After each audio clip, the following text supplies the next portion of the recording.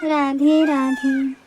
देखूं लीला मंजरी बनके, आनंद उमंग उल्लास से भर के, झूमत गावत मन हर्षे। देखो लीला मंजरी बनके, भोर भयो लीला रस छलके, गावे सारिका नीर छलके।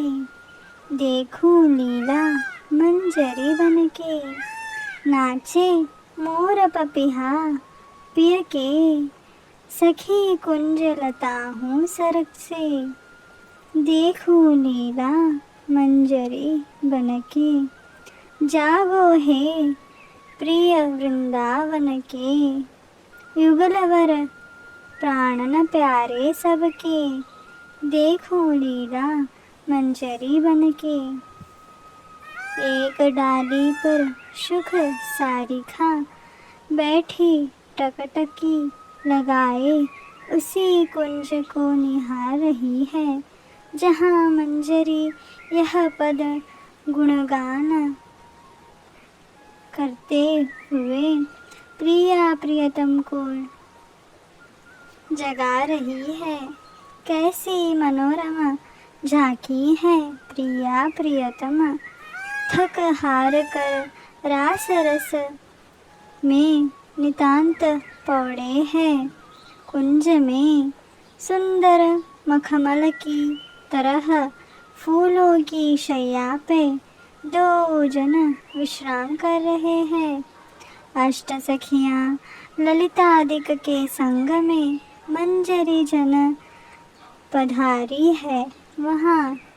सभी चहुं ओर से घेर खड़ी है, को हाथ में नीर की झारी लेकर खड़ी है, को मुख प्रक्षालन का पात्र, तो को प्यारी जो के बिखरे हुए केशों को संवारने के लिए स्वर्ण की कंघी लिए खड़ी है।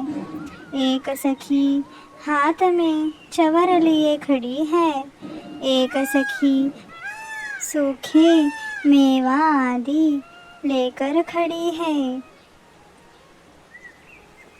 ऐसे हर एक युगलवर की सेवा में आतुर है।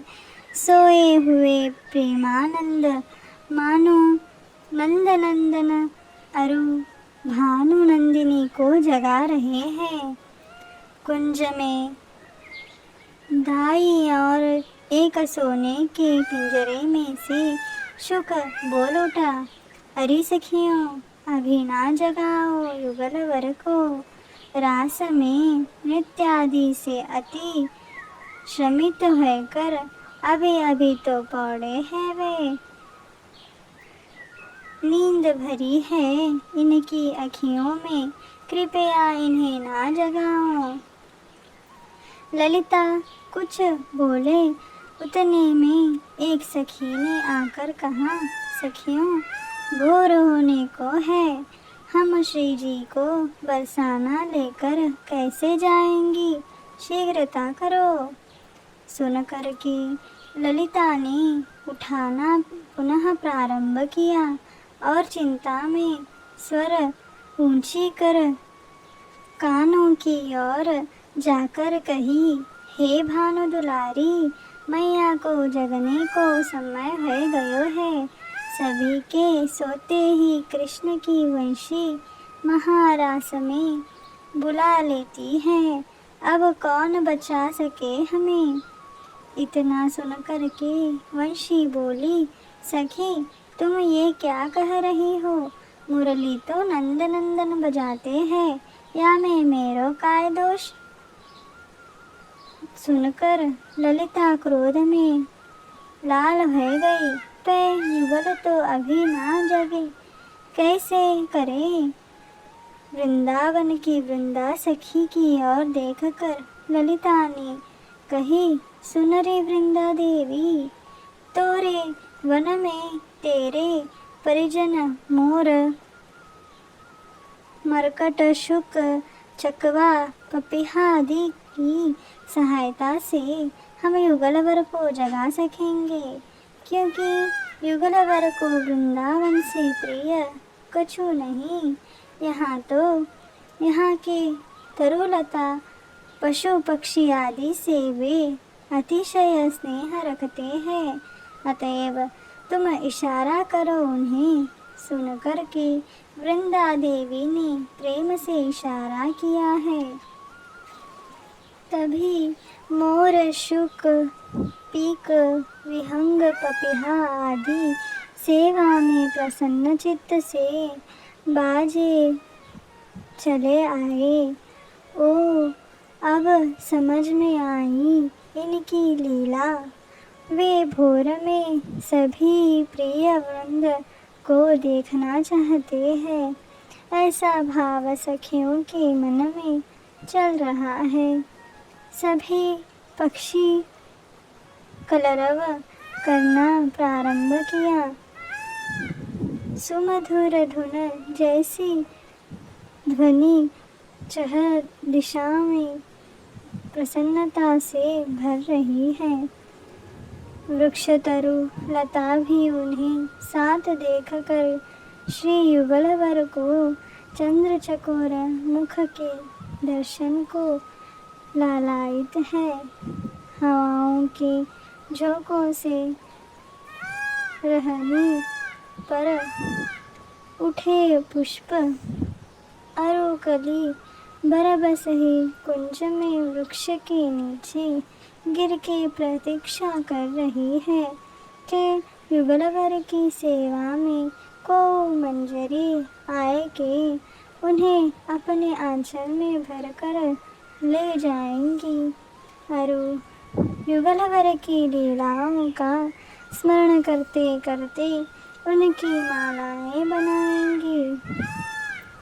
पुष्प तो बलिहार हो रहे हैं, पर उनकी सुगंधी युगलवर की नासिका द्वार से जाकर उन्हें निद्रा से बरबस जगा रही है। सोते हुए प्रिया प्रियतम की छवि को देखकर मोर मोरनी विभोर होकर नृत्य कर रही है। इन सभी प्रयासों से पलकें थोड़ी थोड़ी सी भंज रही है। प्रिया प्रियतम की अंगड़ाई लेती भई प्यारी जो उठकर बैठी। अरु श्याम सुंदर अपने कमल नयन को मिंचते हुए उठ बैठे। सुंदर मनोरम दृश्य देखकर अति प्रसन्न हुए प्रिया प्रियतम। प्रथम तो दो न दो की नजरें ऐसी मिली कि मानो पूरा दिन चित्त में ये ही छवि छपे रहे। श्याम सुंदर के घुंघराले कारे लट पूरे मुख पे छाई है कि मानो काले घने बादलों में कहीं चंद्र छुपा हो। अरु प्रियाजू के सीधे लंबे काली घनी छटा क्या कहना। रास में नृत्य में तल्लीन होते ही इन वेणी बंधन को ऐसी लगता है कि वे भी नाचे। इसी भाव से वेणी बंधन स्वतः ही छूट जाती है। अरु थक हार के जब प्रियाजू सोती है, तब गौरांगी के गौर वर्ण की रक्षा उन्हीं केशों से होती है। श्री जी के मुख के चमक से चंद्र भी लज्जित होकर कहीं छुप जाते हैं। इसीलिए तो ये काले केश उन्हें ढके रहते हैं। दूसरा तो क्या कारण है कि श्री जी का मुख कमल समान अरु अधर कोमल से भी कोमल पंखुड़ियाँ प्रतीत होती हैं। भंवरों को संभवतः भ्रम न होए, इसीलिए भी तो ये केश की युक्ति रहती है। श्री जी के रोम रोम से प्रेम का निर्झर फूटता है। श्याम सुंदर की ही स्त्री प्रतिरूपा है श्री राधा। पर श्याम सुंदर भी अभी उनका रस पूर्ण रूप से नहीं प्राप्त हुआ, इसीलिए सदा उनकी चरणों की सेवा अभिलाषी है। ऐसे श्री जी को स्वरूप कैसा होएगो, दो उनकी दिव्य लीला वो की साक्षी है रही है। सखी वृंद और वृंदावन की तरुलता पशु पक्षी जन भोर में उनका श्रीमुख देखकर संपूर्ण प्रकृति जागने लगी है। सुमधुर पक्षियों की चू चू की ध्वनि से यह संकेत समस्त वृंदावन में जा रहा है कि हमारे प्राण जाग गए हैं। श्री ललिता जो बलैया लेते हुए मंगला गीत को गाने का संकेत मधुमती सखी को कर रही है। मधुमती सखी सुंदर राग आलाप से मंगला कर रही है। सुमधुर गीत संगीत आदि से कुंज शोभायमान हो रही है। सभी आतुर हैं उन दो देह एक प्राण की सेवा को। तभी ललिता जो को भान हो आया कि कहीं देर न हो जाए। लीला शुक जो श्री जी का प्यारा है वो रात्रि में हुए रास अरु जल क्रीड़ा का वर्णन कर रहे हैं। सुंदर लीलाओं का सुमिरन कराते हुए सभी सखियों ने सेवा में रत हो रही है। स्वर्ण के पात्र में श्री प्रिया प्रियतंजू को मुख प्रक्षालन करने हेतु तुंगा विद्या सखी आगे आई। प्रथम तो श्याम सुंदर ने अपने कर कमल में नीर भरकर जो सुदेवी सखी अपने स्वर्ण की झारी से दे रही है अपना मुख प्रक्षालन किया। चित्रा सखी जो मुख पोंछने हेतु वस्त्र प्रदान कर रही है। नेत्र प्यारी जो पर ऐसे गड़ाई है कि मानो अपने दो नेत्रों से श्री मुख को रसपान कर रही हो। प्रियतम उसकी दशा को देख करके उसके मुख के सामने चुटकी बजाई।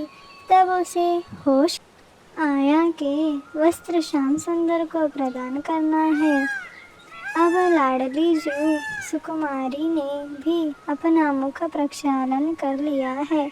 अभी अंधेरा नहीं, छटा पे श्री जी के जगते ही पुनः पूनम की चांदनी बिखरे वैसा प्रकाश कुंज में हो रहा है। अरु एक शीतलता जो मन को बरबस ही प्रेम रस में डुबा रही है। मोर आदि भी इस अवस्था में दोनों जन पे बलिहार जा रहे हैं। शुक के मुख से लीलाओं को श्रवण कर सभी के प्रेमाश्रु बह रहे हैं। चंपकलता सखी ने श्री जी के केश संवारना प्रारंभ किया। गले की मोतियन माला भी टूट कर के बलिहारी जा रही है। श्री जी के श्रीमुख पे सखियन की कृपा से मंजूलाली मंजरी को मोतियन की सेवा मिली। दिव्य सुगंध फैली है कुंज में।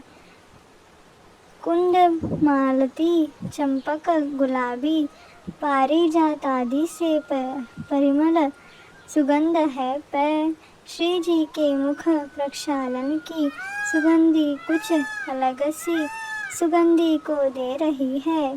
प्रेम ही प्रेम है श्री जी के रोम रोम में। वही प्रेम का बिंदु मात्र अनुभव भी तो सखियन को पागल सी बना सकता है। मोतियन की खोज में चहुं ओर से घूमती हुई मंजूलाली को कुंज की रज को स्पर्श हो रहा है। तभी ये क्या, श्री जी को बिछुआ जो रास में नृत्य करते समय छूटी गई वो प्राप्त हुआ। हाथों में लेकर पुनः पुनः स्पर्श करके शीश से लगाकर बार बार चूमती अपने हृदय को लगाती हुई उस बिछुअन की बलिहार जा रही है।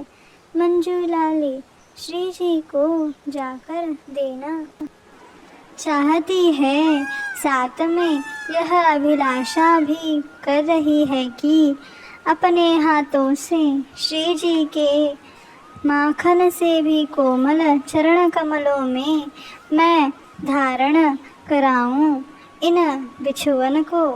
ऐसे ही सोचती भई जाकर के श्री जी के सामने मंजू लाली बाएं हाथों से यह बिछुअन आगे करके बोली, हे रासेश्वरी, मोतियन को खोजते समय मोए यह प्राप्त हुआ है।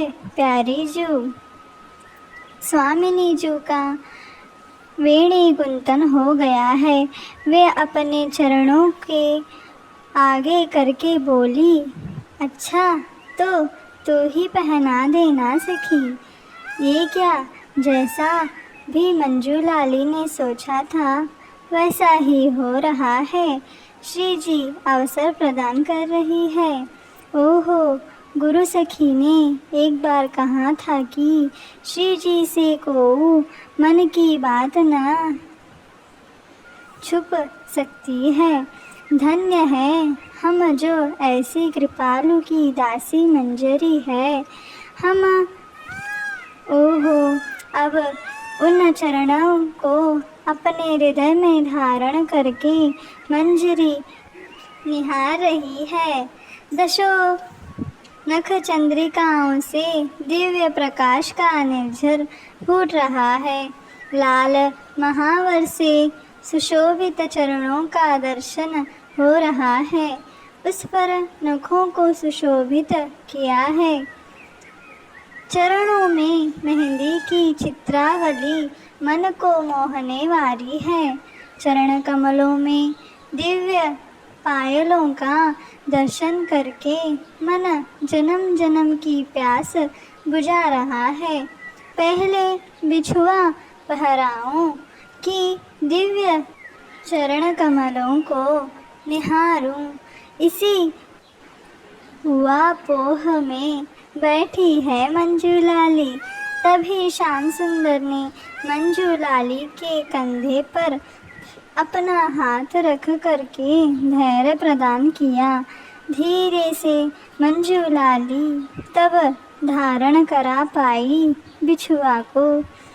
अब दोनों को भोग मेवा प्रदान कर रही है सखियाँ। यहाँ सूर्योदय होने को है, यह सोचकर विशाखाजू आदि सखियाँ चिंतित हो रही है। भोग के पश्चात आरती करके अब तो कैसे हो पाएगा। बिछोह का समय आ गया है।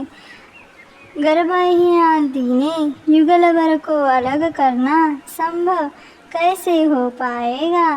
पर पुनः मिलन की आशा जगा के सखियाँ दोनों को अपने अपने महल ले चली।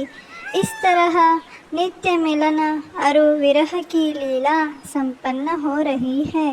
विरह में भी अति आनंद, मिलन में भी आनंद। ऐसी आनंद में गोते खाती सखी मंजरी वृंद की क्या भाग्य है। चलिए हम भी मन से मंजरी बन उन्हीं कुंज में अष्टायाम लीलाओं में सम्मिलित हो। गुरु कृपालु की जय। जय जागरण लीला की जय। जय जय वृंदावन धाम की जय। जय जय श्री राधे राधे राधे।